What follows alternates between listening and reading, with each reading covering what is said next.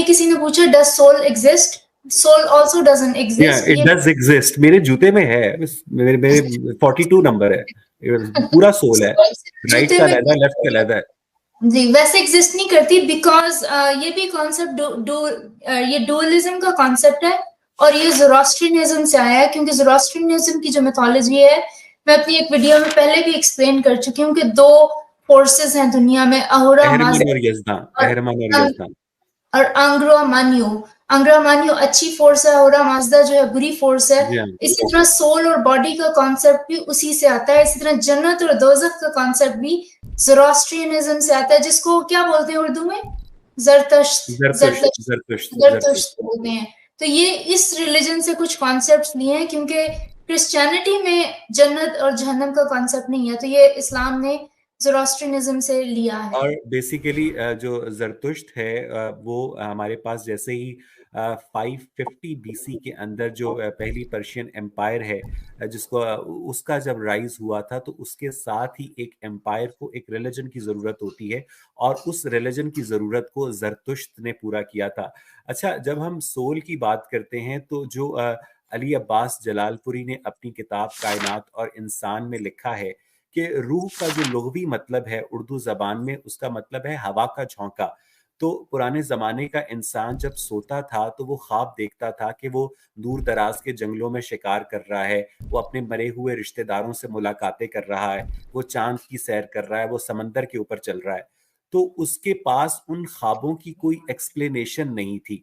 تو اس نے یہ سوچا, یہ بات سیگمنٹ فرائڈ نے اپنی سائیکو انالیسس کے ذریعے بھی ثابت کی ہے, کہ جب وہ انسان سوتا ہے تو اس کے جسم سے کوئی چیز نکلتی ہے اور ان پراسرار جہانوں تک ٹریول کرتی ہے. تو اس نے اس چیز کو روح کا نام دیا. اور جب ہم کسی بھی مسلمان عالم سے, مجھے بہت سارے مسلمان علماء کے انٹرویوز کرنے کا موقع ملا, تو میں ان سے اکثر پوچھتا ہوں, کیونکہ وہ روح کی جو ری انکارنیشن ہے اس کے اوپر بہت زیادہ زور دیتے ہیں, تو میں ان سے پوچھتا ہوں کہ کیا چھپکلی کی روح ہوتی ہے, کیا بطخ کی روح ہوتی ہے, کیا دیگر جو انسانوں کے علاوہ بندروں کی روح ہوتی ہے؟ تو اس بات کا ان کے پاس کوئی جواب نہیں ہوتا. تو بیسیکلی جو روح کا تصور ہے وہ بہت زیادہ کلوزلی وابستہ ہے جادو کے تصور سے اور جنوں کے تصور سے. اور ایک بات میں اکثر سوال کیا کرتا ہوں کہ چلیں ہم لوگوں کو تو آگ جو ہے وہ ستاتی ہے, ہم آگ کے اوپر ہم ہاتھ رکھیں تو ہم ٹیمپریچر فیل کرتے ہیں, یہ ہے ہیومن باڈی فائر انٹریکشن. لیکن بقول آپ کے جن تو بنے ہی آگ سے ہیں, تو جب آپ جنوں کو جہنم کی آگ میں جلائیں گے تو یہ فائر انٹریکشن کیسے ہوگی؟ جو جن ہیں ان کے اوپر تو آگ اثر ہی نہیں کر سکتی, کیونکہ وہ تو بنے ہوئی آگ سے ہیں. تو پھر آپ ان کے لیے ایک علیحدہ سے برف کی جو دوزخ ہے وہ شاید لگائیں. اور یہ جو جہنم ہے, آپ نے ٹھیک کہا کہ مسلمانوں کے بہت سارے جو تصورات ہیں وہ پارسی مذہب سے اخذ کرنا ہے, اور اس کا جو روٹ ہے وہ پہلے یہودیت ہے, پھر مسیحیت ہے, اور پھر اسلام ہے.